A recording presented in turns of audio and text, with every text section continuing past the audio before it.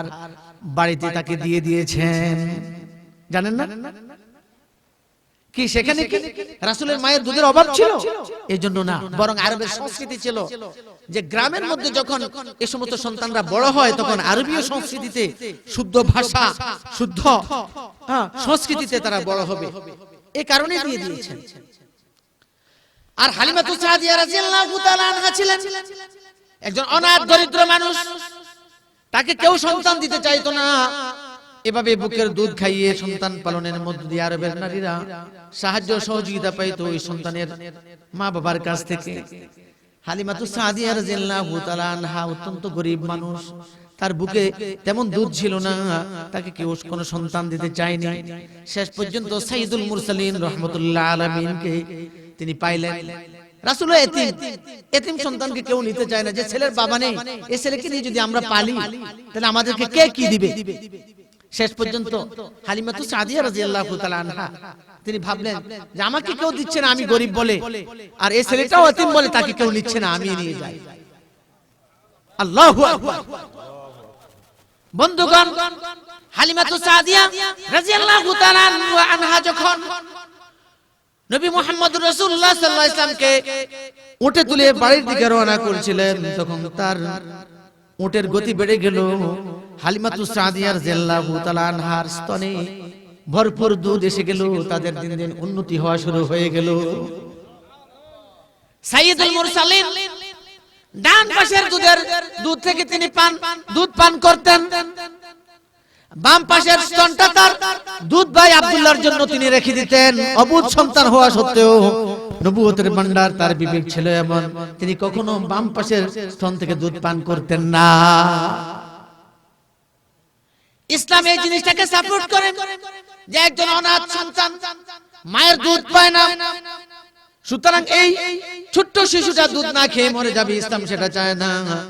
এর জন্য ইসলাম চায় যাদের বুকে অতিরিক্ত দুধ আছে, মায়েরা হোক, খালারা হোক, চাচিরা হোক, জেঠিরা হোক, যে কেউ তাকে স্তন্যদান করতে পারে। তবে এই স্তন্যদান করার কারণে এই সন্তানের জন্য এই ভদ্র মহিলাকে মায়ের সম্মানে সম্মানিত করে দেয় ইসলাম। আল্লাহু আকবার। নবী মুহাম্মদুর রাসূলুল্লাহ সাল্লাল্লাহু আলাইহি সাল্লামের জীবদ্দশায় হযরত হালিমাতু সাদিয়া রাদিয়াল্লাহু তাআলা আনহা যতবার নবীর সামনে গেছেন ততবার রাসূল কারীম সাল্লাল্লাহু আলাইহি সাল্লাম তার চাদর বিছিয়ে দুধমা হালিমাকে বসতে দিতেন। একবার সাহাবীরা জিজ্ঞেস করলেন, ইয়া রাসূলুল্লাহ তিনি কে?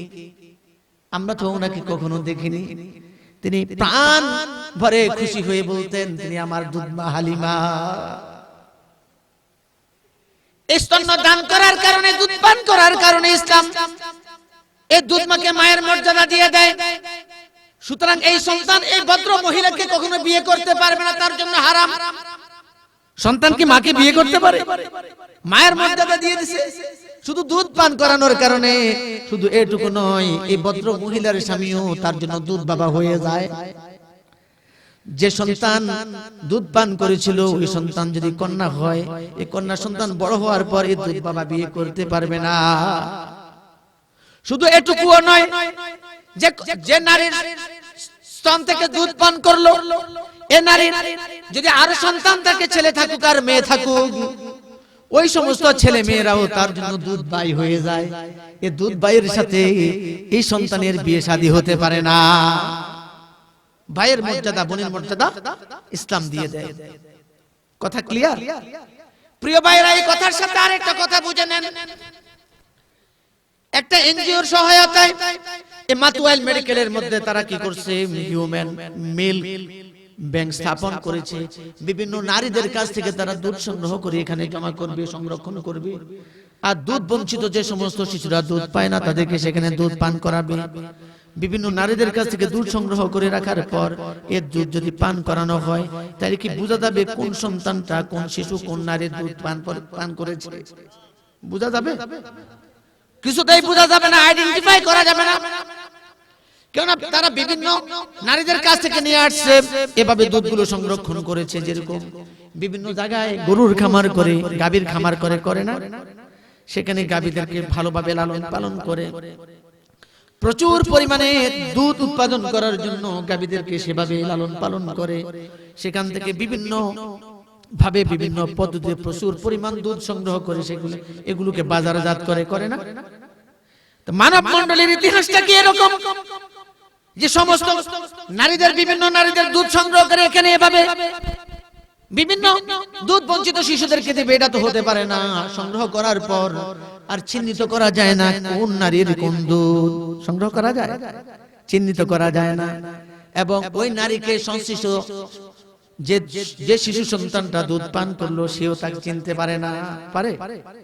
ইসলামের ক্রাইটেরিয়া হচ্ছে, পদ্ধতি হচ্ছে, যে নারীর কাছ থেকে সে দুধ পান করবে ওই নারী তার জন্য মায়ের মর্যাদা। সুতরাং এই সন্তানের জন্য এই নারীর সাথে তার একটা পরিচয় থাকবে, পরিবারের সাথে একটা পরিচয় থাকবে, নারীর অন্যান্য ছেলে মেয়েদের সাথে তার ভাই বোনের একটা সম্পর্ক থাকবে। যেরকম ভাই বোন বিয়ে হয় না, ওই নারীর সাথেও তার ছেলে মেয়েদের সাথে তার এরকম একটা সম্পর্ক থাকবে। সামাজিক ভাবে যদি এটা হয়, আত্মীয় স্বজনের মধ্যে যদি সেটা হয়, সেটাকে চিহ্নিত করা যায়, ধরা যায়, বোঝা যায় এবং তাকে বলে দেয় এই নারী হলো তোমার দুধ মা, এটা হলো তোমার দুধ বাবা, এরা হলো তোমার দুধ ভাই বোন, এদের সাথে তোমার ভ্রাতৃত্বের সম্পর্ক, বোনের সম্পর্ক, মায়ের সম্পর্ক, বাবার সম্পর্ক। এই ফ্যামিলিতে তুমি কখনো বিয়ে শাদী করতে পারবে না, তারাও দিতে পারবে না। সামাজিকভাবে আত্মীয় স্বজনের মধ্যে যদি এই সিস্টেম হয়, ইসলাম মানবতার ধর্ম, মানুষের কল্যাণের জন্য পৃথিবীতে ইসলাম এসেছে। সুতরাং এই পদ্ধতিতে যদি হয় তাহলে সেটা 100% জায়েজ, বৈধ, মানবতার কল্যাণ ইসলাম সে স্বীকৃতি দিয়েছে। কিন্তু হিউম্যান মিল্ক স্থাপন করে, হিউম্যান মিল্ক ব্যাংক স্থাপন করে সেখানে বিভিন্ন নারীদের দুধ সংগ্রহ করে বিভিন্ন ভাবে বিভিন্ন জনপদের শিশুদেরকে পান করানোর মধ্য দিয়ে সেখানে মায়ের মর্যাদা কি সাব্যস্ত হয়? চেনা যায় কোন নারীর কোন দুধ, কোন নারীর দুধ কোন সন্তানের খেয়েছে সেটা বোঝা যায় না। সুতরাং দেখা যায় কালের ব্যবধানে এমন হতে পারে এই সন্তান বড় হওয়ার পর ওই নারীর কোনো মেয়েকে সে বিয়ে করতে পারে। যদি সে পুত্র সন্তান হয় ওই নারীর কোনো মেয়েকে সে বিয়ে করতে পারে। যদি কন্যা সন্তান হয় ওই নারীর ছেলের সাথেও তার বিয়ে হতে পারে, হতে পারে না? তো বিয়েটা কি আর শুদ্ধ হয়? কথা বলেন, বিয়েটাও আর শুদ্ধ হয় না।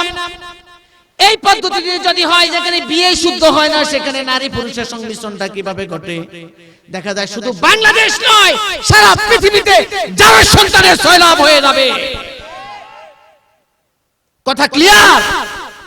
আমরা ইসলাম মানবতার ধর্ম, মানবতার কল্যাণ চাই, তবে সেটা সিস্টেমে হতে হবে। আমরা সরকারকে আহ্বান জানাবো যে পাশ্চাত্যের অনুসরণে পশুত্বের মধ্যে, পশুত্বের সমাজে সেখানে মা মেয়ে, নারী পুরুষ বাবাকে শনাক্ত করা হয় না। সেখানে পশুরা যার যেমন তাদের সংসার করে, তাদের বংশ বৃদ্ধি করে। ঠিক আছে কথা? পশুত্বের সমাজকে মনুষ্যত্বের যাতে করে এনে যারা সন্তানের, অবৈধ সন্তানের সয়লাভ শুধু বাংলাদেশে ঘটবে না, গোটা পৃথিবীতে ঘটবে।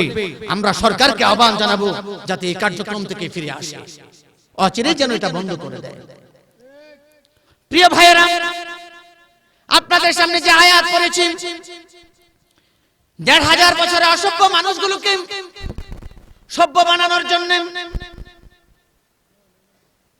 অশান্ত মানুষগুলোকে শান্তিময় করার জন্য, জঙ্গি মানুষগুলোকে ভালো করার জন্য, সন্ত্রাসী মানুষগুলোকে চরিত্রবান করার জন্য রব্বুল আলামিন আল কোরআনুল কারীমের মধ্যে একটা প্রেসক্রিপশন দিয়েছেন।